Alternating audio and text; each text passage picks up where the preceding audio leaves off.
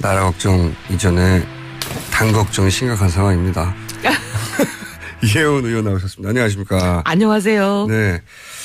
바른정당 분위기가 불안불안할 것 같아요. 헌재 판결이 난다 하면서 계속 안 나니까. 사실 어제 전까지만 해도 저 같은 경우는 네. 탄핵에 대해서 의심한 적이 없거든요. 단 한 번도. 예. 네. 뭐 1%도 의심한 적이 없는데 갑자기 어제 선고 기일이 미뤄지니까 그동안 우리가 이런 일이야 설마 없겠지 했던 그 설마가 사람 잡는 거 아니야? 막 이렇게 좀 걱정이 돼요. 당내도 그런 분위기가 있어요? 예. 네. 근데 그 설마가 뭐냐면 헌재 재판관들끼리는 네.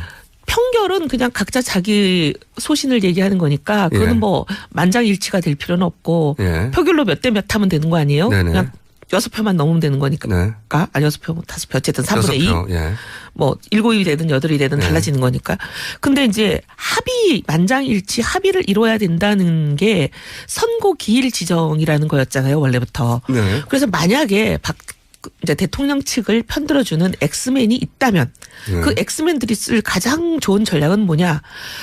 평결에서는 자기들이 아무리 반대표를 던져봐야 이거를 뒤집지 못한다면 선고 기일을 3월 13일 이후로 넘겨서 이정미 재판관이 퇴임하게 만들고 그래서 7명 체제를 만들면 탄핵을 뒤집을 수 있는 거 아니야. 만약에 엑스맨이 2명이라면. 혹은 이제 새로 임명될 재판관이 이제 지명이 됐으니까. 새로 임명된 그분이 지명이 되려면 한 달 정도 한 달 걸리죠. 걸린단 말이죠. 그러면 네. 그동안 공전하는 거죠. 네. 그러면서 연기되는 거죠, 또 다시. 심지어 이제 새로 지명된 이 재판관에 대해서는 이제 주변에 지인들의 평이 뭐냐면 손해를 좀 보고 압박을 좀 받더라도 소신대로 하는 걸 본 적이 없다. 소신대로 하는 걸 본 적이 없다. 보통 그러니까 이제 앞문장을 보면 손해를 보고 압박을 받더라도 반드시 소신대로 한다에. 아니 근데 지인들이 그렇게 얘기를 해요. 뭐 사법연수원 동기생이나 이런 사람들 몇 군데 전화해봤더니 늘 보면 누구랑도 이렇게 사이가 나빠지는 걸 원치 않기 때문에 네. 척을 지지 않으려고 하기 때문에 특히 이제 윗사람이든 자기를 추천한 사람이든 이런 사람들과 굉장히 잘 지내려고 하는 성격이다 이렇게 얘기를 해요. 그런 우려가 좀 있다. 네. 예.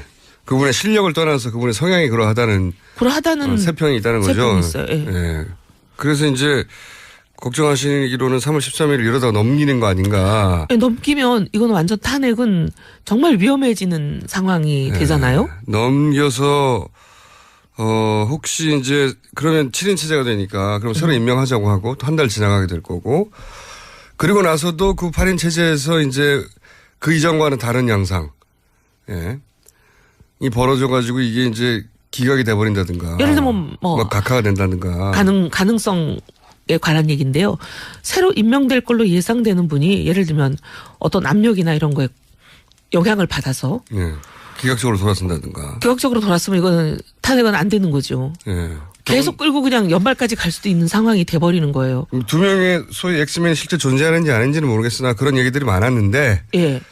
지금 시점이면 나와야 하는 건데 아직도 안 나오는 걸 보니까 너무 불안한 혹시 거죠. 그 엑스맨 설이 사실인가? 이렇게 생각이 되면서 막 갑자기 어제 굉장히 저희는 많이 걱정했어요. 내부적으로. 네. 네. 제가 진작부터 걱정하라고 말씀드렸잖아요. 아예 근거 없는 얘기는 아니다 싶은 여러 가지 정황들이 있는데 물론 뭐 그렇다고 해서 반드시 그 두 사람 혹은 뭐 두 사람 이상일 수도 있는데 그분들을 성향 분석 뜻대로 된다는 건 아니지만 이게 안심만 하고 바라볼 일은 아니다라고. 예. 그렇다고 뭐 저희가 뭐 헌재를 압박할 수도 없고. 할 수 있는 카드는 없죠. 정말 기도만 하고 있어요. 더더군다나 바른정당 같은 경우에는 탄핵을 기치로 들고 분당한 곳이기 때문에. 예. 탄핵을 기치로 분당을 했기 때문에 지금 태극기 부대는 완전히 바른정당이 배신자라는 등 완전히 그냥 바른정당만 타겟으로 해서 죽이고 있잖아요. 거기다가 또 이제 저희는 기각이 되면 전원 총사퇴 의원직 떼겠다 이렇게 했기 때문에 저희는 이제 기각되는 순간 뭐 사라지는 상황이 될 것 같아요. 저는 사라지지는 않을 거라고 봐요. 네. 왜냐하면 사퇴서 내도 의장이 받아줘야 되는데 그런 국회의원 그만큼의 국회의원이 한꺼번에 사라지는 걸 국회의장이 받아줄 리가 없죠. 하지만 어쨌든 정치적으로는 굉장히 입지가 좁아지는 네. 상황이 되는 거고 네. 좁아지는 정도가 아니라 이제 뭐 어떻게 합니까 이거.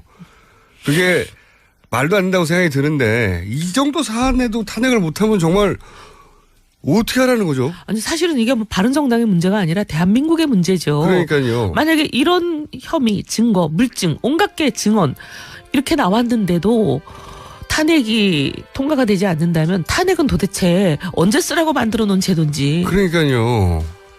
정말 이 정도 사안. 이건 헌법에서 탄핵이란 제도를 없애는 게 맞다고 생각해요. 저도 그렇게 생각하는데, 네. 예. 하지만 우리는 8인 중에 한 명이 아니기 때문에. 자, 그리고 저희 PD가 기도하신다고 하니까 기도는 저쪽이 훨씬 많이 하는 것 같다고 지금. 그쪽이요? 3일절 나와서도 하고. 이런 말 하면 죄송하지만 도대체 누구 기도를 들으실지 분명할 것 같아요. 헌재 판결이 최종 결정이 이번 주에 날 가능성이 많다고 지금 전망이 나오고 있지 않습니까? 예. 변호사님은 이거 어떻게 보고 계십니까? 전망을 하고 계십니까? 3월 13일 날 이정미 심판관의 그 임기 종료. 예. 그날까지는 그 헌재 판결의 날이라고 하는데. 예. 지금 헌법재판소 안의 공기와 바깥의 공기가 좀 차이가 있지 않냐는 데가 좀 생각이 들어요. 무슨 말인가 하면. 예. 현재 바깥 공기는 뭐 촛불 집회와 뭐 태극기 집회가 맞대결 한다고 하지만은. 예. 국민의 절대 다수가 이게 탄핵은 인정돼야 된다라고 하는 여론의 압도적인 것 틀림없어요. 그렇죠. 이게. 그런데 현재 안의 공기라고 하는 것은 8명의 심판관 중에서 예. 과연 6명이 탄핵안에 찬성하고 예. 2명만 반대하고 예. 이렇게 했느냐. 만일 3명만 반대해버리고 찬성이 5명이 되면 이게 기각이 되는 게거든요. 그렇죠. 이게. 각하도는 기각이 된단 말이죠. 예. 그래서 최근에 저는 이 헌법재판관들을 그 어떻게 봐야 될 것인가 하는 데 대해서 조금 의문이 생기고 있습니다. 아하. 그 제가 갖고 있는 인문은 예. 이 헌법재판소도 그 사법부 법조계 일부니까 예. 유전 무죄, 유권 무죄, 유권 무죄라고 하는 것은 결국 외부의 강한 압력, 예. 유전은 돈, 예. 유권은 권력, 그 외부의 강한 압력이 통하고 흔들릴 수 있다. 예. 이게 유전 무죄, 유권 무죄라고 하는 그 불신풍의 원인이거든요. 예. 그럼 헌법재판소라고 해가지고 사법부 일반적으로 받고 있는 이런 그 불신풍조에서 완전히 벗어나 있는 것일까? 한데 대해서 내가 이게 다 재판관들이 다 뭐 나이로 따져서도 그렇고 뭐 이렇게 경력으로 따져서 다 좀 후배라고 감히 말할 수가 있는데 예.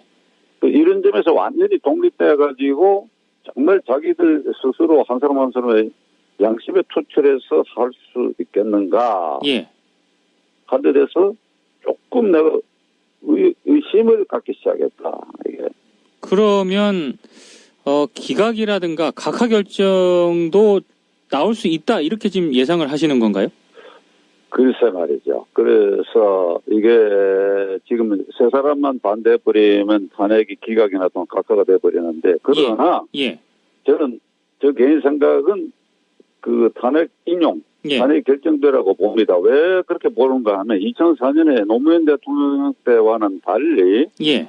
그때는 야당, 한나라당만이 찬성하고 탄핵 국회가 의결했는데 이번에는 여당 다수 거의 과반수에 해당하는 새누리당의 다수 예. 거의 과반수에 해당하는 숫자와 야당 그렇게 해서 국회 다수가 이 탄핵 의결에 참여했기 때문에 예.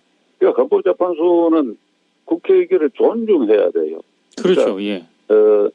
탄핵 제도를 갖고 있는 나라에서 국회 의결로 모두 탄핵 결정돼 버리고 맙니다. 그런데 예. 우리나라는 헌법재판소 과정을 둔 것은 당리 당략과 정략 때문에 대통령을 괜히 흔들 수 있는 난폭한 탄핵 결의를 할지 모른다라는 우려 때문에 헌법재판소의 과정을 만들어 놨으니까 예. 이 헌법재판소가 이번 국회 결의가 난폭할 것인가 이렇게 판단했을 때 예. 2004년과는 달리 국회 다수의 의견으로 의결이 됐다 하면 이게 난폭한 거라고 볼 수 없지요. 그렇죠. 예. 그렇고 그다음에 구체적 사실이 정말 황당한가 예. 이렇게 따져봐야 될 것입니다. 지금 그 특검이 수사에서 발표된 이런 모든 자료들은 이미 헌법재판소에 다 넘겨져가 있는데 예. 2004년에 그 탄핵 여부에 대한 기준은 현직 대통령이 예. 직무를 계속하는 데 있어서 국민의 신뢰가 어느 정도 떨어져 있느냐. 예. 직무를 계속하기에 곤란할 정도로 신뢰를 상실했다 한다면 탄핵을 해야 되고 예. 그러지 않고 헌법과 법률에 위반된 게 조금 있다 하더라도 예. 신뢰를 상실할 정도로까지 볼 수 없다 그러면 이건 탄핵을 인정할 수 없다. 예. 그렇다면 그 당시에 비해서 이번에는 그 탄핵 사유가 제 눈에는 넘쳐난다고 봅니다. 넘쳐난다고 보기 때문에 예. 이 탄핵은 인용될 수밖에 없다. 예. 그래서 이번에 이게 태극기 집회와 촛불 집회가 이제 뭐 맞붙었다 이렇게 하는데 이건 굉장히 불행한 사태인데 예. 탄핵이 인용됐을 때 오는 후보 폭풍보다는 예. 기각이나 각하됐을 때 오는 후보 폭풍이 더 크리라고 봅니다. 이런 점도 헌법재판소가 감안하지 않겠냐는 생각입니다. 알겠습니다.